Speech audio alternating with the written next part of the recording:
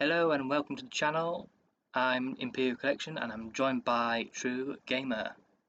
Good afternoon. We are reacting to Ahsoka Season 2. So, here we go. Tell me, Ahsoka. What troubles you? And starting with the flashback.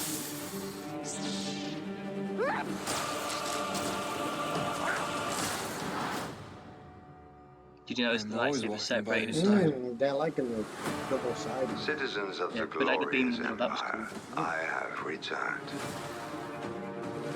I took an oath to protect the empire. I therefore declare war I on like the that Rebel shot. Alliance.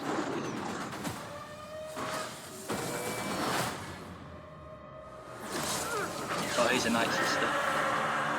I had a vision. What did you see? More and more danger than I thought. Oh, that's been that yin and yang though, how it Balin opens. claimed with knowledge of a power, Master! one that could end wars. Those look like eyes.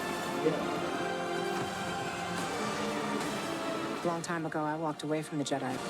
This is your trial, Ahsoka. Take your time to decide. Are you a Jedi? Or not?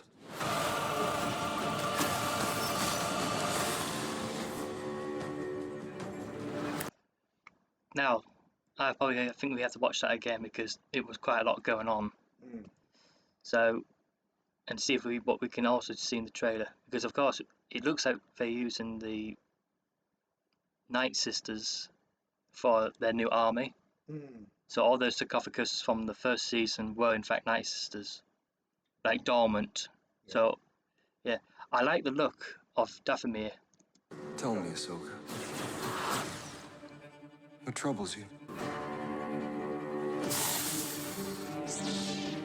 I think he's a dark Jedi. I have a feeling, oh, he's another apprentice to someone I'm always else. walking by your side. Citizens of the glorious empire, I have returned. I took an oath to protect the empire. I therefore declare war.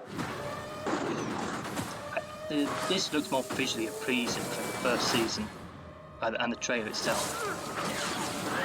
And I like that I as had a vision. yeah. What did you see? More As well, we've got B-wings More and with more the danger than I with the thought. lasers. Very much reminiscent of Balin that claimed style. with knowledge of a power, Master! one that could end wars. I'm looking forward to seeing Shinati and all that and Bane Skull. A long time ago, I walked away from the Jedi. This is your trial, Ahsoka. Take your time to decide. That's a cool shot. The flaming blade. That guy looks Are you very Jedi? much Like General Grievous, isn't it? General Grievous. Yeah, you get that vibe. Number 2. Or not?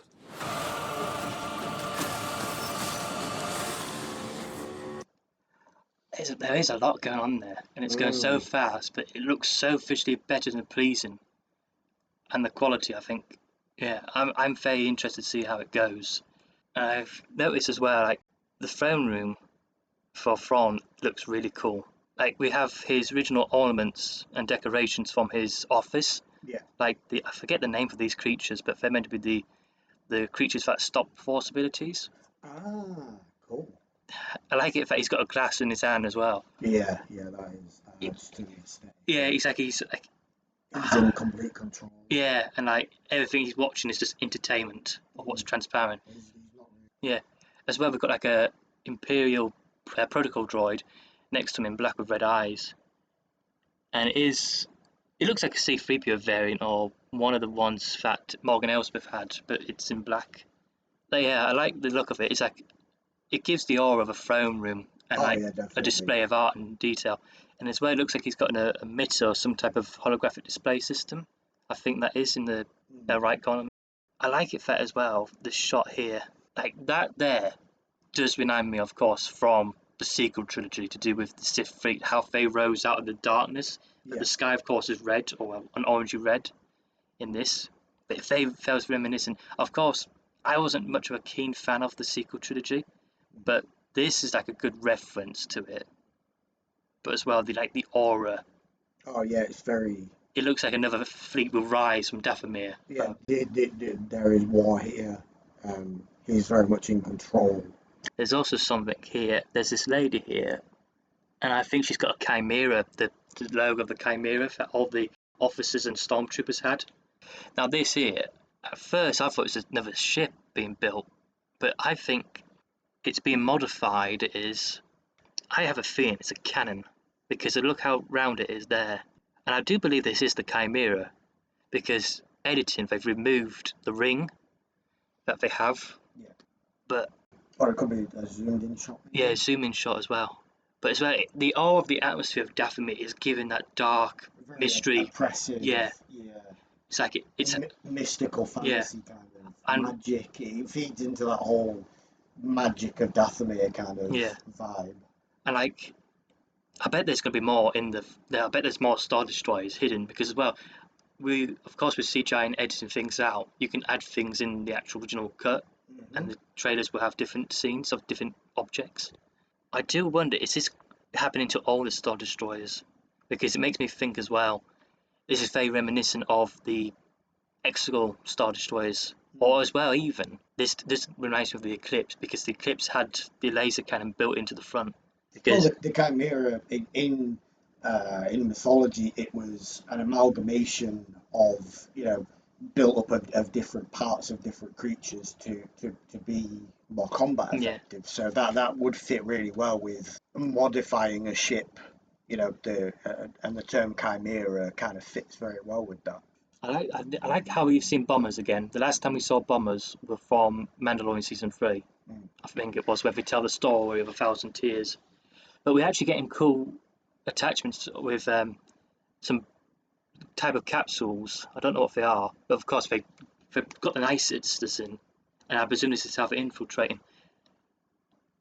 I'm trying to think what they're trying to breach though, or what they're attacking. I think it's some type of orbital station. It's definitely like a breaching torpedo. Or, Yeah. A way to cut through armor at the very least. Maybe even to deposit soldiers. I've just realised that's some type of Star Destroyer. Like here, you can see there's like a Star Destroyer here at the bottom, flying over. Is that there for support or? By the look of it, I can see I think it's like an in-between of a Imperial Star Destroyer and the First Order. Yeah, it is a Star Destroyer because I can see the gap beneath it. So Can now we that see what that goes into? yeah, So that's definitely going into. so they of course they're basically like and this also reminds me of when we've seen in the past with how Clone Wars with the I remember like they used to have there was an episode or something I'm reminiscent about. The hallway scene with the Night Sister flying, it's very much like Vader in Rogue One. And like, they like the hallway scene, don't they, battles? Well, it's tight enclosed space. Yeah. It adds tension, doesn't it, of being enclosed and being claustrophobic. I actually like the idea. Having nowhere to run. I like the idea as well that the TIE bombers are not just bombers, but also like a type of transport for assault vehicles as well. Yeah, a different use for. By the look of it, I think the Night Sisters are attacking a certain point of the station, but I think there must be more Star Destroyers, the new ones, that going to get taken by Admiral Thrawn to build his new fleet. But I like the idea that we are getting a new Star Destroyer variant, because it is bridging towards the sequel trilogy. And of course, this is what the era is. It's about 30-year gap. Give depth and lore, because this is what all the shows and movies to redeem the sequel trilogy. With the sequel trilogy, yes, you can redeem some of it, but only some. The storytelling and the character writing. The things we have to see in time. I don't believe though they can be redeemed fully, but some things I do. I think the First Order can be redeemed. Now this scene, I think with the Night Sisters, we're also getting the storytelling of how also Ventress comes back, because I presume these, like, you see she's on fire. It's very much like the Night Sister magic we see with Savage Press. When he died, his body started to make an aura, and then Marok as well, he literally farted into green gas. And like, I think this person gets merely a mere strike and they die and burn, or something is disintegrating them. There's something about it. This is what the whole thing's about. Those coffin things. The cargo from the first season was in fact the Night Sisters, and I think with how we've seen Tales of the Underworld, I believe this is also going to explain that and bridge that together. I think that they almost have been submerged. Their remains must have been submerged in the Night Sister waters and made the same deal or something or ritual that gave them life again, and that the magic is what creates their new form from being a corpse to looking like an ordinary person. Yeah, that's what reanimates them and keeps them going. Yeah, and that makes sense. I think this is what a mere critical blow is what disrupts that magic and disintegrates them. That's why we've seen her burn into flames. Do you think that's the magic leaving them then? Yeah, probably because the magic can't hold the body being Damaged that much that it's hit a limit and it's like, okay, we can't, the magic can't hold this all together now, so it just gets expelled very, very quickly. And as well, we're getting the second look of Dathomir. I am actually happy to see it. Now, Dathomir is a planet what deserves more discovery, but there's so much about it in the mythos of the magic of what could happen. Like we could even have a story of a Sith Lord and a battle in the past, in a history story. Like that would be cool. It brings another aspect because you have your force powers and stuff. The magic. The magic of the sisters, which is another really cool visual thing that people like. Yeah. And it's a mystery because it is only from this place. Now, I think this rock formation, I think it's at the back of the statue of the father, because we can see there's a whole terrain of mountains behind it. There's like a valley, so there's a space gap. And I do think this is the statue of the back of the head of it, because as well, and I think the chamber that Ahsoka and Sabine unlock, I think this is the inside of the head of the statue of the father, because those are eyes, and they're reflecting through it, and I presume the eyes will actually point to the position of where it's presumed to be, where Abeloth is exiled and contained in her prison. But I like the whole thing. It's like a big massive machine as well, and but yeah, I generally do believe this is the inside of the statue of the father, and I think this would be making sense with how Balin is going to his journey. Now, of course, I presume it's going to pick up where I have a feeling this scene here is going to be where the season begins, because Ezra knows the location, and I think that's how he knows where he led, and then he flees Dathomir at a certain point, and as well, he's been to Dathomir before. I have a feeling this is where it will happen. This is going to be opening, but it's going to be a bloodbath because they don't know what he's expecting. He's not going to know that an army of Night Sisters is going to be there because he's thought the planet was uninhabited. Only ghosts he would have known being there. But yeah, I can see he's walking all these people into a trap. Oh, definitely. You can definitely feel the tension. Yeah, as well. Getting this, I like this scene where we're getting Captain Enoch, and I'm actually looking forward to see him doing some combat because he was just there for show, but he had such a presence, and now I think this is going to give him more aura. And as well, he's getting like a Morgan Elspeth staff version of his sword, and I think that's going to be even more interesting. Now, here's a good shot. Now, this is what I've been looking for: an actual shot of his ship from the front, and of course, there it is, the super weapon. So, and I believe that super weapon is either going to be Death Star technology, or it's going to be powered by Night Sister magic. Yeah. Because of how much kyber crystals exist and all that depends. And of course we now got a better shot of as well, because I think there's one or two. I don't know if the one up here is a regular ISD Star Destroyer, but this one here, we actually have a proper look, can you tell, of the new Star Destroyer. But I'm thinking, I generally do think this is going to be very interesting to see. And I'm quite looking forward to see what Thrawn does, because he's the intriguing character.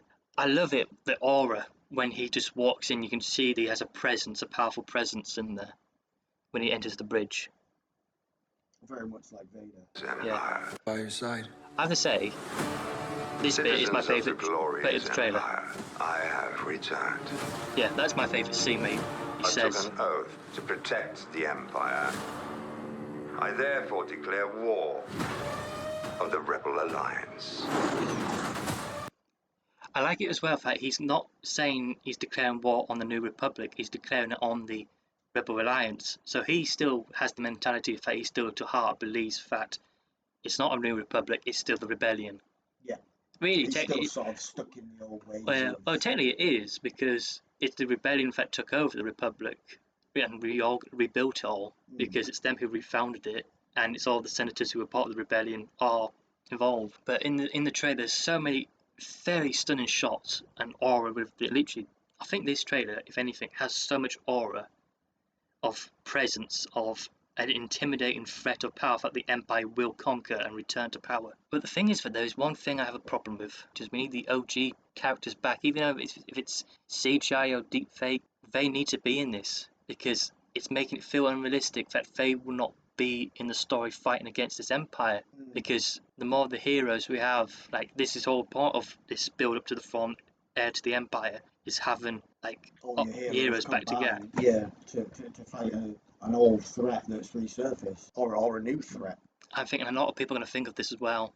We need to have actual contact with Hayden and Luke, because he's father and son, and it feels like Disney's priorities is to have these two always talking together. And I think that's what's going to cause a bit of trouble for fans, is that we need to have these two characters to see them together, father and son, and see them bond and grow together. Because, well, Because they've both been through so much, they need that redemption of sort of being able to come together and be like. And as well, we need to have the story where you have Anakin trying to redeem himself to Leia as well, and like trying to make amends and tell the story of their history, and have actual Anakin maybe even teaching Luke a bit as well of his knowledge and skills. And that's the problem, is some characters are getting the wrong priorities of what character should interact with which character.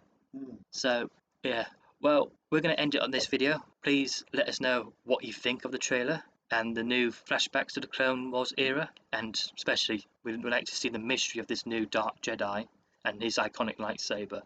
We don't know much about the expanded universe or Legends now but we know a bit from the shows. But yeah, please let us know what you liked about this video and what you disliked, because I like to hear your honest opinions and what you thought, because without your vocal opinion, we can't grow as a channel and learn from our mistakes and where we can improve as well. Tell us what you liked about the trailer yourself and what you like and dislike about it.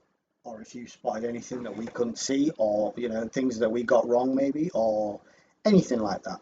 It all helps towards growth. Yeah. All right. Take care, and may the Force be with you. And as well, long live the Empire. Bye for now.